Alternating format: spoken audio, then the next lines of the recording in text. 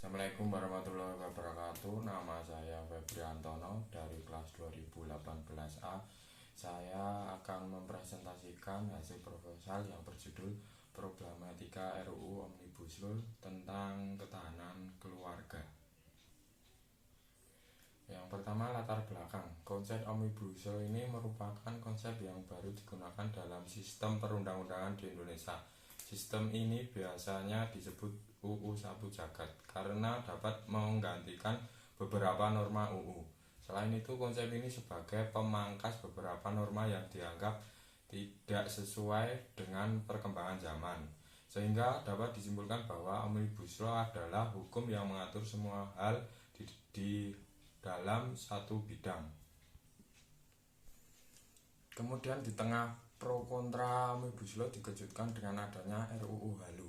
RUU Halu mengatur tentang ketahanan kekeluargaan. Menurut RUU tersebut, ketahanan keluarga adalah kondisi dinamik keluarga dalam mengolah sumber daya fisik maupun non-fisik dan mengolah masalah yang dihadapi untuk mencapai tujuan keluarga berkualitas dalam mewujudkan ketahanan nasional.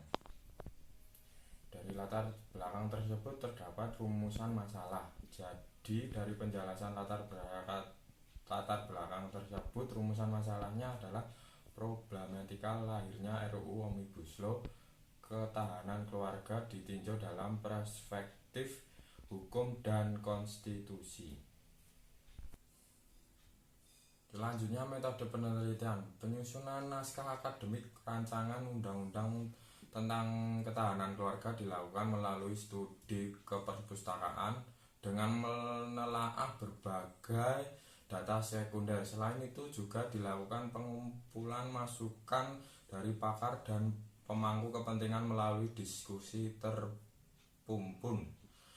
Oleh sebab itu, upaya mengatur pembangunan ketahanan keluarga di dalam UU untuk melengkapi peraturan perundang-undangan menjadi kebutuhan mendesak. Kemudian kita masuk ke dalam isi proposal tersebut. Yang pertama, teori struktural dan fungsional keluarga. Perspektif struktural fungsional sangat berpengaruh sejak dikembangnya oleh di pertengahan abad 2000 menurut Person dalam rangka mengadaptasikan terhadap lingkungan. Dibutuhkan struktur keluarga ini inti yang dapat menjalankan fungsi-fungsi sosial dan memenuhi kebutuhan. Dalam hal ini mengacu pada bagaimana keluarga memenuhi kebutuhan fisik maupun mental untuk dapat terus hidup dan berkembang. Dengan demikian dapat dikatakan bahwa konsep struktural dan fungsional bertumpu pada sistem struktur sosial, fungsi, dan keseimbangan. Kemudian semua permasalahan dalam satu sistem sosial bermuara pada 4 masalah fungsional, yaitu 1. Adaptasi, 2. Pencapaian tujuan, 3. Integrasi, dan 4. Pemeliharaan pola laten. Teori fungsi keluarga itu sendiri dapat dibagi ke dalam 3 dimensi, yaitu keakraban keluarga, kemampuan beradaptasi keluarga, dan komunikasi dalam keluarga. Ada peraturan pemerintah nomor 87 tahun 2014 dalam pasal 7 mencantumkan 8 fungsi keluarga yang meliputi 1.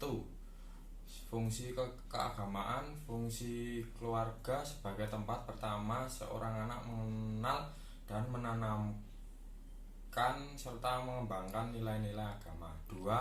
Fungsi sosial berbudaya. Fungsi tersebut dalam memberikan kesempatan kepada seluruh anggota keluarganya dalam mengembangkan kekayaan sosial budaya bangsa yang berfungsi cinta dan kasih. 3. Fungsi keluarga dalam memberikan landasan yang kokoh terhadap hubungan suami dan dengan istri, orang tua, maupun dengan anak-anaknya. Kemudian 4. Fungsi perlindungan. Fungsi perlindungan sebagai tempat berlindung keluarganya dalam menumbuhkan rasa aman dan tentram serta kehangatan bagi setiap anggota keluarganya. Kelima, fungsi reproduksi. Fungsi keluarga dalam perencanaan untuk melanjutkan keturunannya. Keenam, fungsi sosialisasi dan pendidikan. Fungsi tersebut dalam memberikan peran dan arahan kepada keluarganya dalam mendidik keturunannya. 7. Fungsi ekonomi. Fungsi ekonomi berguna untuk unsur pendukung kemandirian dan ketahanan keluarga.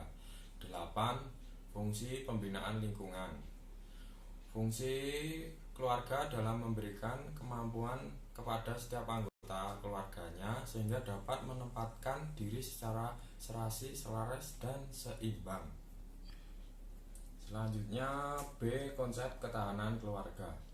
Konsep tentang ketahanan keluarga dari rumusan berbagai ahli menyimpulkan bahwa ketahanan keluarga dapat dirinci menjadi masukan atau input, proses, dan keluaran atau output. Input merupakan komponen awal atau modal, yaitu sumber daya keluarga. Sumber daya merupakan potensi keluarga untuk mencapai tujuan. Sumber daya tersebut sifatnya bisa fisik maupun non-fisik, termasuk sumber daya ekonomi, anggota keluarga, dan lingkungan sekitarnya. Proses tersebut meliputi dinamika dalam keluarga termasuk permasalahannya dalam keluarga yang dapat menimbulkan stres. Output tersebut meliputi kesejahteraan sosial dan psikologis. Selanjutnya C. Kajian praktis empiris. Berdasarkan latar belakang di atas, permasalahan diperlukan upaya kenegaraan untuk membuat regulasi yang kokoh dengan sasaran spesifik tentang ketahanan keluarga. Kajian empiris di Indonesia masih tergolong sangat terbatas dengan responden rata-rata sangat kecil, sehingga perlu berhati-hati dalam menarik kesimpulan untuk tingkat nasional. Namun, kajian-kajian tersebut dapat disandingkan dengan sejumlah kajian serupa atau terkait di negara lain yang menggunakan sampel lebih besar, sehingga dapat saling menguatkan.